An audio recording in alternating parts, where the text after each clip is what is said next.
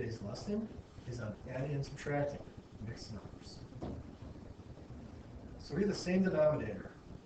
We have a process. We start by adding or subtracting the whole numbers. Next, we add or subtract the fractions the way we were taught in the previous lesson, and combine the two parts to make one mixed number.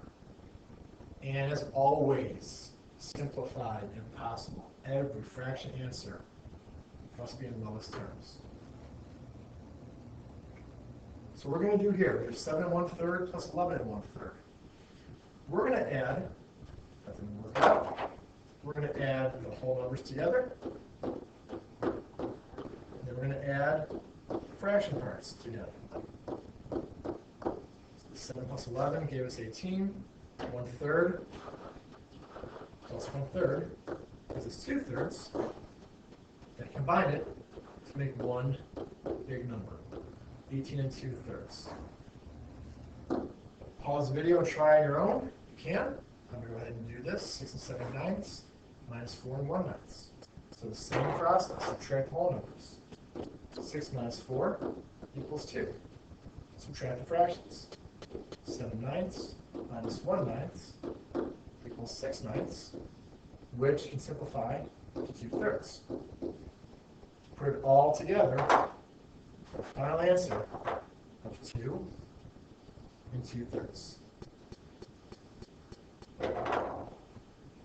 What happens if our final answer results in a mixed number with an improper fraction? We did not want to have that. That is not a final answer. So for example, 5 and 5/8 plus 4 and 7/8. So we complete the same steps from the last slide. We add up our whole numbers to get 9. 5 and 4 makes 9. And then 5/8 plus 7/8 is 12/8. So 9 and 12/8, that's the same thing as saying 9 plus 12/8. So we're going to rewrite that improper fraction as a mixed number and add them together. 12/8, we should know, turns into 1 and 4/8. So 9 plus 1 gives us 10, and that 4/8 stays there as 4/8. Simplify if possible, which we definitely can do. Get this thing out of the way. The 4/8 becomes 1/2, so we have 10 and 1/2 for our final answer. So the key, give an improper fraction as part of your mixed number. Turn that improper fraction itself into a mixed number, then add it to the other part of the problem. We now have problems involving uncommon denominators.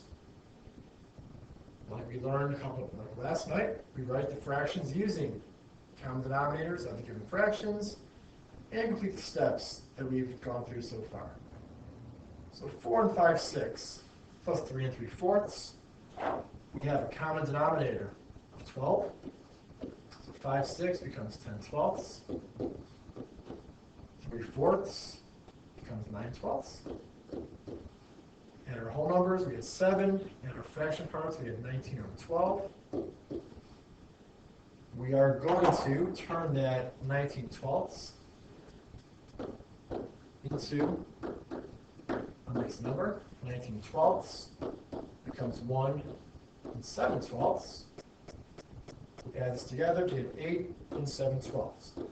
If any of you have forgotten how to convert improper fractions to mixed numbers, please see me on your own time. That is a skill I expect you to know. Now, how about renaming mixed numbers so we can subtract? For example, we have 6 and 1/6 minus 3 and 2/3. We rewrite the problem with common denominators. So 6 and 1/6 minus 3 and 4/6. Ooh. We have a little problem there because 1/6 minus 4/6 gets into negatives, which we don't want to deal with yet. So here's what we're going to do. We're going to transfer one whole from the whole number to the fraction part of the first fraction. Okay, watch carefully here. The number 1 is equivalent to a whole fraction, 6/6. So all we're going to do, we take 1 away from the 6, and then we add 6/6 to the fraction part. So 6 minus 1 is 5. 1/6 plus 6/6 is 7/6. You need to watch that again to understand it. I get it. We'll talk in class tomorrow if you need more help with it. And what we do with that new improper fraction, new mixed number, excuse me, we write the problem. 5 7/6 minus 3 4/6. We just run through our steps, previously taught. 5 minus 3 is 2. 7 minus 4 is 3. 2 and 3/6 becomes 2 and 1/2. Again, ask for help in class if you need it next day. If you try this one on your own, this one combines everything that we've talked about in the previous slides. I'm going to go ahead and do it right now. If you're trying to watch along with me, great. Otherwise, pause it, try it out, and come back and check the answer when you're ready. Common denominator here is 12. So it becomes 8 and 2/12 and 6 and 9/12. Our first fraction is too small to subtract by the second one. So we transfer 1 whole. So 8 becomes 7, and that 1 moved over here. We had 12/12 to 2/12 to get 14/12. Because remember, in this fraction, 1 equals 12/12. We haven't touched our second number. So 7 minus 6 equals 1. 14 minus 9 equals 5. 1 and 5/12. This can be simplified as our final answer. Okay. That concludes your lesson on adding or subtracting mixed numbers.